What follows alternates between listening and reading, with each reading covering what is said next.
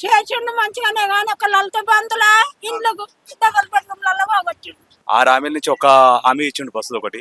అది ఎక్కడ ప్రయత్నం లేకుండా అయిపోయింది. నమస్తే, వెల్కమ్ టు ఇజం టీవీ. నేను మీ రంజిత్. ప్రస్తుతం మనం చేవెళ్ళ పార్లమెంట్లోని మహేశ్వరం చౌరస్తాలో ఉన్నాం. సో ఇక్కడ త్వరలో రానున్న పార్లమెంట్ ఎన్నికల గురించి ప్రజానాడి ఏ విధంగా ఉందో తెలుసుకున్న ప్రయత్నం ఒకసారి చేద్దాం.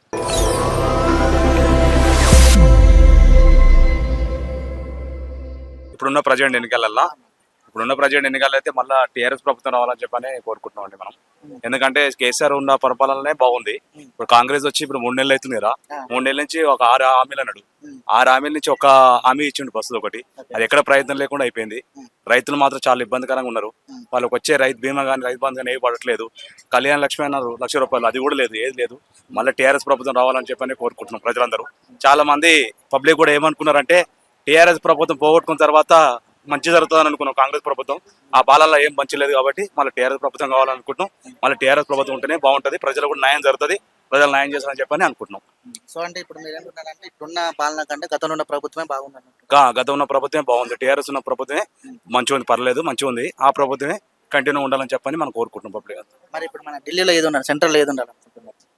సెంటర్లో అంటే బీజేపీ ఉండాలి. సెంటర్లో బీజేపీ ఉండాలి, నరేంద్ర మోడీ ఉంటేనే బాగుంటుంది మనకు. సెంటర్లో అయితే ఈ స్టేట్ గవర్నమెంట్ అయితే టీఆర్ఎస్ ప్రభుత్వం కావాలని కోరుకుంటున్నామండి మనం. ఇప్పుడు మీకు టీఆర్ఎస్ గవర్నమెంట్ లో ఉన్నప్పుడు ఏవైతే పథకాలు ఉన్నాయో ఆ వచ్చిన పథకాలు ఇప్పుడు ఉన్న గవర్నమెంట్ లో మీకు రాలేకపోతున్నాయండి. ఒక్కటి కూడా కాంగ్రెస్ ప్రభుత్వం హామీలో 100 రోజులలో ఒక హామీ కూడా వచ్చి నెరవేర్చలేదు. ఒక ఆర్టీసీ బస్ తప్పిస్తే మిగతా ఏది అస్సలు రాలేదు. రైతు బంధు వాళ్ళు చేయలేదు. స్కూటీలు ఇస్తానని చెప్పారు. ఆ ఇన్కమ్లో వాళ్ళకి అందరికి లేడీస్ స్కూటీ ఇస్తాను, అది లేదు. ₹1,00,000 ఇస్తానని చెప్పేశారు.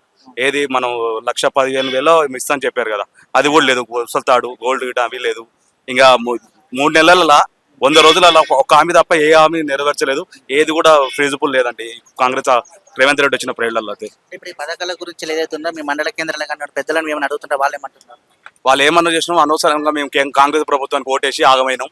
అసలు ఆ ఓటు మేము టీఆర్ఎస్ ప్రభుత్వం అప్పుడే మాకు అన్ని విధాలుగా మాకు అన్ని వచ్చినాయి. రైతు బీమా రైతు బంధు అన్ని వాటి చేసినాయి కాబట్టి కళ్యాణ లక్ష్మి కూడా మంచిగా వచ్చింది.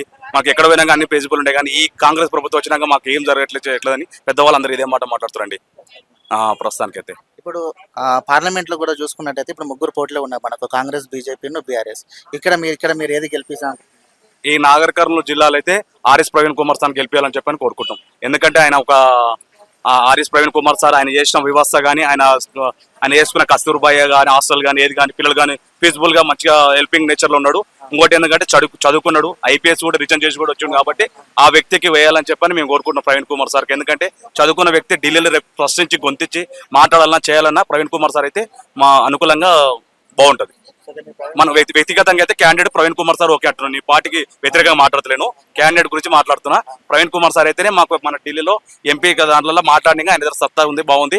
పబ్లిక్ పిల్లలకు కూడా ఫ్యూచర్ ఉంటుంది. కాలేజ్ స్టూడెంట్ కానీ ఎవరైతే బీద వాళ్ళు ఉంటారో లేని వాళ్ళు కూడా చాలా విజిబుల్ చేస్తారని చెప్పని మాకు ఒక కోరిక ఉందండి. ఈ నార్కల్ నియోజకవర్గంలో ఖచ్చితంగా ప్రవీణ్ కుమార్ సార్ గెలిచే అవకాశాలు ఉన్నాయి ఆల్మోస్ట్ గా. ప్రవీణ్ కుమార్ సారే.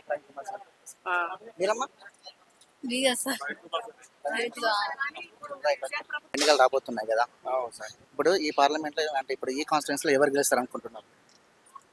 ఈ కాన్స్టిట్యూన్స్ రేవంత్ రెడ్డి గెలుస్తాడు. రేవంత్ రెడ్డి ప్రభుత్వం రేవంత్ రెడ్డి ప్రభుత్వం ఉంది కాబట్టి రేవంత్ రెడ్డి ప్రభుత్వమే గెలుస్తుంది పుట్టాం. అంటే ఎందుకంత గట్టి నమ్మకం చెప్తున్నారు? ఎందుకంటే అంత నమ్మకం ఉంటుంది అన్నట్టు. రేవంత్ రెడ్డి అంటే ఇక అందరికి అభిమానం అవుతుంది. ఓకే, సో ఇప్పుడు ఇక్కడ ఉన్న అభ్యర్థి రేవంత్ రెడ్డి అనే పేరు మీద గెలుస్తారంటే రేవంత్ రెడ్డి అనే పేరు మీదే గెలుస్తాం. కాంగ్రెస్ ప్రభుత్వం ఇక్కడ ఉంది కాబట్టి కాంగ్రెస్ ప్రభుత్వం ఉంది కాబట్టి రేవంత్ రెడ్డి అనే గెలుస్తాడు. ఇప్పుడు మనకి ఎన్నికలు రాబోతున్నాయి కదా, వచ్చే ఎన్నికలలో ఎవరు గెలుస్తారు అనుకుంటున్నారు? మీరు ఏ ప్రభుత్వాన్ని గెలిపిస్తారు అనుకుంటున్నారు? ఎటేద్దాం అనుకుంటారు? కాంగ్రెసా, బీజేపీయా? మన కారు గుర్తు మంచిగా చేసిండు మంచిగానే కానీ ఒక లలిత బంధుల ఇండ్లకు డబల్ బెడ్రూమ్లలో పోగొచ్చిండు. ఎంత బాధపడ్డారు, రాకపోయా మేము వేసినాం నాయన. ఇప్పుడు అన్న పీదలకు సాయం చెయ్యాలి. నాకు 2,000 పింఛన్ ఇచ్చినందుకే మురుచుకుంటా దేవుడా నువ్వే దిక్కని మంచిగా చేసినాం మేము. మరి ఇప్పుడు కాంగ్రెస్ ప్రభుత్వం ఇస్తుందా మీకు మంచిగా?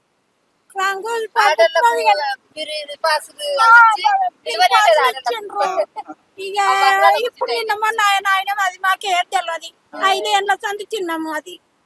ఇప్పుడు 10 ఏళ్ళు 5 ఏళ్ళు తిన్నాము. ఇప్పుడు ఇది ఇక కొత్త ప్రభుత్వము ఎట్లనో తెలియదు ఇక మీరు చెప్పినట్టు తింటాం అది వరించేంది బిడ్డ అంతే